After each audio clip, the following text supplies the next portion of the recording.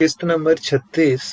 हाकिम बाबा के हाथ जितनी देर दुआ के लिए हवा में बुलंद रहे, मेरा दिल जैसे किसी पस्त गहराई में डूबता चला गया।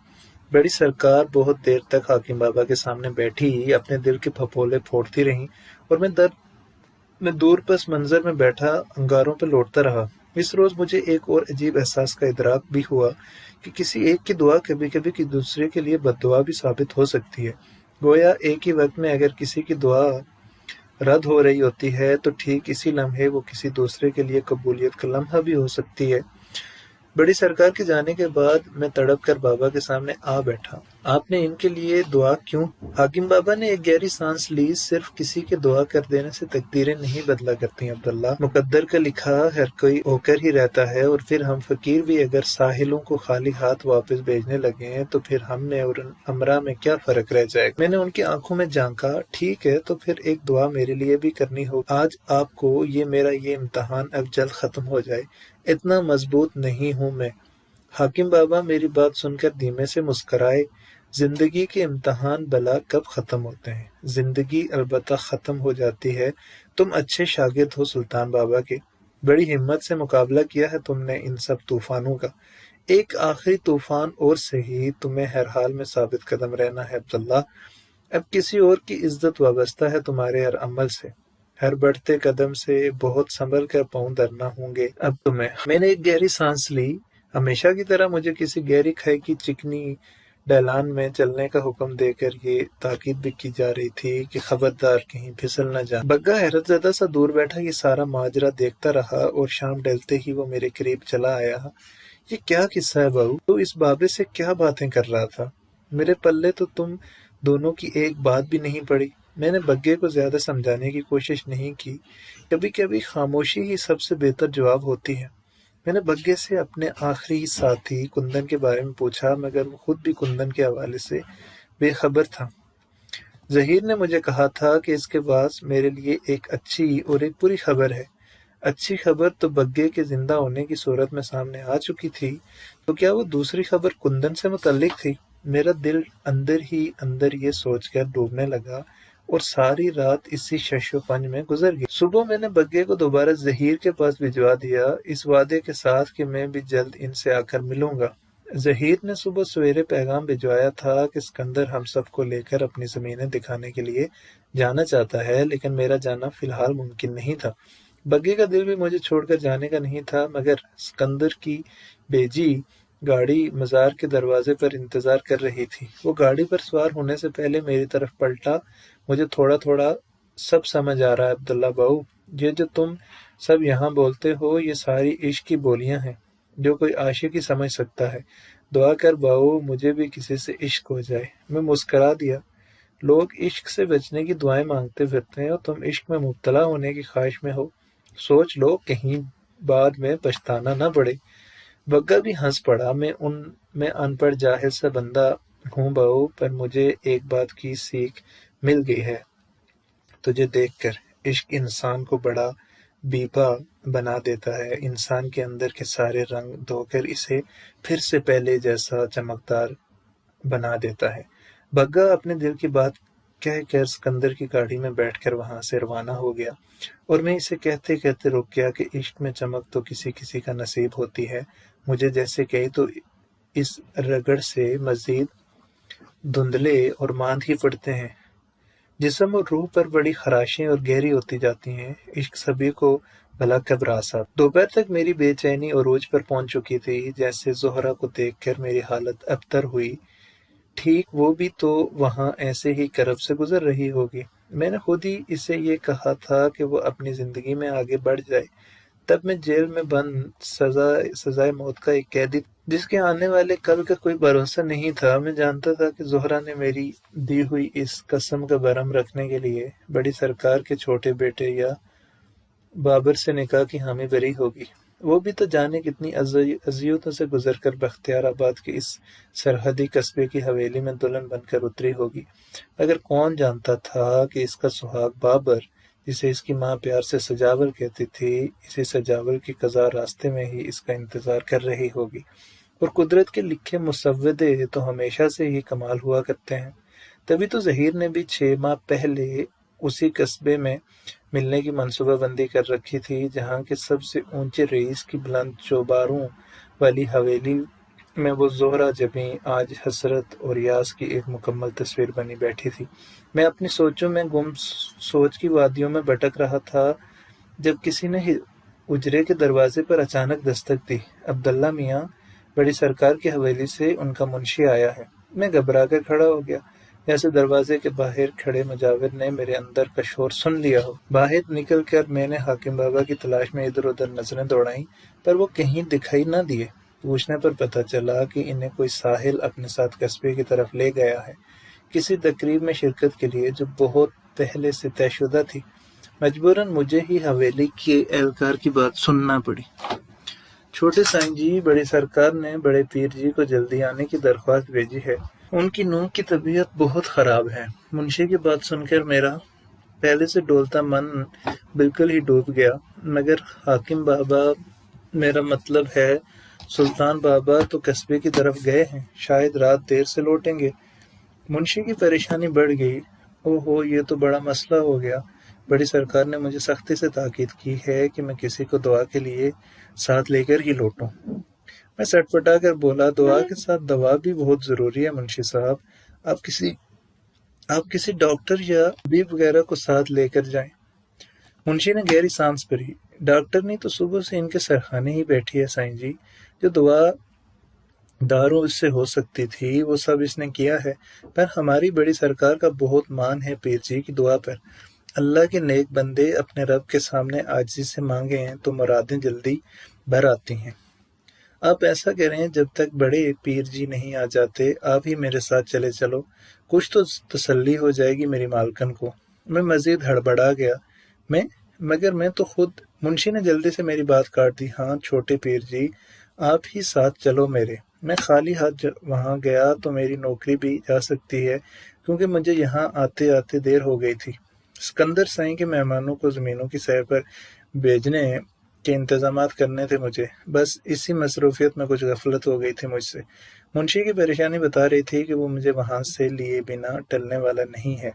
اسے کیا پتا تھا کہ وہ جس ناز آفریں کے پاس مجھے دعا کے لیے لے جانا چاہتا ہے، خود میری ہر امید، ہر دعا، ہر آس اسی سے وابستہ ہے۔ منشی بڑی حویلی سے کار موٹر کی سواری لے آیا تھا۔ جیسے جیسے گاڑی حویلی کے راستے پر دوڑتی گئی اور اس کا گھر قریب آتا گیا، خود میری حالت اندر سے بگڑتی چلی گئی۔ کبھی کبھی یہ بے جان راستے بھی کتنے جان لیوا ہو جاتے ہیں۔ محبوب کے گھر کا رستہ کسی کے لیے مسیحا تو کسی کے لیے جلاد ثابت ہوتا ہے۔ ساری بات ہمارے اندر کے موسم کی ہوتی ہے، اور یہی اندر کے موسم باہر کی کیفیات کے تغیر کا باعث ہوتے ہیں۔ کل تک جو میری محرم تھی اور جس کے گھر کا رستہ مجھے پھولوں کا کوئی راہ گزر لگتا تھا، آج جب وہ نامحرم ہوئی تو آس پاس کے سارے منظر بدل چکے تھے۔ گاڑی صحرا میں دھول اور ریت کا طوفان اڑاتی قصبے کی گلیوں میں داخل ہوئی تو بازار میں چلتے لوگ تعظیم سے سر جھکائے راستے سے ہٹنے لگے، اور کچھ ہی دیر میں کار بڑے پھاٹک سے ہو کر حویلی کے زنان خانے میں داخل ہو گئی، اور ہمارے اترتے ہی اندر ڈیوڑی سے پریشان اور بوکھلائی ہوئی سی بڑی سرکار تیزی میں چلتی ہمارے قریب آ گئی۔ کیا بڑے پیر جی تشریف نہیں لائے؟ میں نے منشی کی طرف دیکھا۔ وہ کسی ضروری کام سے باہر گئے ہوئے ہیں، آئیں گے تو آپ کو پیغام مل جائے گا انہیں۔ بڑی سرکار پریشانی سے ہاتھ ملتے ہوئے بولیں، شالا حیاتی دیوے، آپ آئے، یہ بھی مجھ نماڑی کے نصیب کی بات ہے۔ آ جائیں چھوٹے سائیں، اندر آ جائیں۔ میں نے جھجکتے ہوئے قدم بڑھائے۔ میں پہلے جس حصے میں سکندر کے ساتھ آیا تھا، یہ حصہ حویلی میں اس کی بالکل مخالف سمت میں تھا۔ کھلے کھلے روشن برآمدے، جن کے آگے دھوپ روکنے والی بڑی چکیں ڈالی گئی تھیں، بڑے ہوادار روشن دان اور لکڑی کے کام سے منقش کھڑکیاں، جن پر اندر کی سمت ریشمی پردے سرسرا رہے تھے۔ برآمدے کے راستے آگے چلتے ہوئے ایک کے بعد ایک صحن کھلتا جا رہا تھا، اور صحن کے بیچوں بیچ پانی کا ایک حوض یا تالاب بنا ہوا تھا، جن میں سنہری مچھلیاں تیر رہی تھیں۔ زنانہ حصے کی ہر چیز سے نسوانی ہاتھ کی نفاست ٹپک رہی تھی۔ برآمدے سرخ فرش سے پاٹے گئے تھے، جن کے وسط میں سفید پتھر سے مختلف پرندوں کی شبیہات نقش کی گئی تھیں۔ انسان ازل سے لے کر ابد تک شاید کسی ایک خاص جستجو کی کھوج میں رہتا ہے، اپنے اندر بسے فن کو زمانے کی نظر سے گزارنے کی کھوج۔ مجھے اس نقش کاری کو دیکھ کر قدیم اہرام مصر کی دیواروں پر بنی شبیہات یاد آ گئیں۔ شاید انسان کے ذہن میں ابدی سکون کا جو تصور ہمیشہ سے قائم ہے، اس میں درخت، پانی، سبزے اور چرند و پرند کی بھی ایک خاص حیت متعین ہے۔ تبھی تو وہ اپنے ارتقاء کی پہلی پائیدان سے لے کر ترقی کی آخری انتہا تک پہنچنے کے باوجود ان شبیہات کو کبھی اپنے ذہن سے جھٹک نہیں پایا۔ انہی سوچوں میں گم حویلی کی راہداریوں اور کلام گردشوں کے گزرتے اچانک ایک بڑی سی ہال نما بیٹھک کا دروازہ کھلا اور مجھے نوکرانی وہاں بٹھا کر چند لمحوں کی اجازت لے کر وہاں سے چلی گئی۔ سارے راستے ان راہداریوں کو دیکھ میرے ذہن میں ایک ہی خیال کلبلاتا رہا کہ وہ بھی تو انہی راستوں پر چلتی ہوگی۔ یہ وسیع و عریض صحن اور یہ بہل کھاتے برآمدے اس کے قدموں کی چاپ سے آشنا ہوں گے۔ ہماری آہٹوں کی بھی تو کچھ بولیاں ہوتی ہیں جنہیں یہ بے جان پتھر ہی سمجھتے ہوں گے۔ یہی سوچ کر میں پھونک پھونک کر قدم رکھتا رہا اور اب اس بڑے دیوان نما خاص کمرے میں بھی مجھے وہی سرگوشیاں سنائی دیتی رہیں۔ وہ اس غالیچے پر وہاں کھڑی ہوتی ہوگی، یہاں اس بڑی سنگار میز کے آئینے میں اپنا روپ سنوارتی ہوگی، وہاں آتش دان کے پاس پڑی آرام کرسی پر بیٹھ کر کتاب پڑھا کرتی ہوگی، اور یہاں بڑے فانوس کے پاس کھڑی شام ڈلے چراغ جلاتی ہوگی۔ کمرے کی ہر چیز خود اپنی گواہی دے کر اس کی موجودگی ثابت کر رہی تھی۔ تبھی اچانک پردہ ہلا اور اندر سے کسی خادمہ کی آواز آئی، چھوٹے پیر جی، آپ چھوٹی مالکن کے کمرے میں آ جائیں، بڑی سرکار آپ کو بلا رہی ہیں۔ میرا دم اٹکنے لگا، میں دوبارہ اس کا سامنا کیسے کر پاؤں گا بھلا؟ جن لوگوں سے ہم اپنے تصورات میں دن رات باتیں کرتے ہیں، ان کے سامنے پر ہماری ساری گفتگو یکا یک ہی ختم کیوں ہو جاتی ہے؟ میں لرزتے قدموں سے درمیانی راہداری عبور کر کے دوسری جانب بنے کمرے میں داخل ہوا تو میری سربراہی کرنے والی خادمان دھیرے سے کھنکار کر واپس پلٹ گئیں۔ بڑی سرکار کسی مسخری کے سرہانے بیٹھی ہوئی تھیں۔ کمرے میں بڑی ہوادار کھڑکیوں اور چھت میں بنے روشن دانوں سے ڈھلتے سورج کی آخری کرنیں اچٹ کر ایک ہلکی سنہری دھند کا سا منظر پیش کر رہی تھیں۔ مسخری پر پڑا پردہ ٹنگا ہوا تھا جس کی ریشمی دیوار سے پردے کی آڑ کا بندوبست کیا گیا تھا۔ سارے کمرے میں وہی جانی پہچانی مانوس سی بینی خوشبو پھیلی ہوئی تھی۔ مجھے یاد تھا زہرہ کو فرانس کی بنی ہوئی یہ خوشبو بہت پسند تھی اور اس کے کمرے، پرس اور گاڑی میں اسی پرفیوم کی مختلف اقسام موجود رہتی تھیں۔ خوشبو بھی تو ایک تعارف ہوتی ہے۔ زہرہ کی خوابگاہ میں داخل ہوتے وقت ایک بار پھر اس خوشبو نے آج میرا استقبال کیا تھا، جو میرے حواس کے کسی کونے میں ہمیشہ ہی مہکتی رہتی تھی۔ بڑی سرکار نے جلدی سے مجھے دیکھتے ہی کہا، آگے چھوٹے سائیں جی، دیکھو نا اس نے کیا حالت بنا رکھی ہے اپنی۔ جب میں اسے یہاں سے جانے کا کہتی تھی تو یہ جاتی نہیں تھی، اور اب جب میرا دل نماڑاں جڑ گیا ہے تو یہ بیمار ہو کر بستر پر آ پڑی ہے۔ میں نے دھیرے سے سلام کیا تو پردے کے پیچھے لیٹے وجود میں میری آواز سن کر دھیرے سے ایک ہلچل سی ہوئی، شاید وہ گھبرا کر اٹھ بیٹھی تھی۔ آپ لیٹی رہیں، خود کو بے آرام نہ کریں۔ میں نے سر جھکائے دھیرے سے اسے تسلی دینے کی کوشش کی تو خود اپنی آواز ہی اجنبی سی لگی۔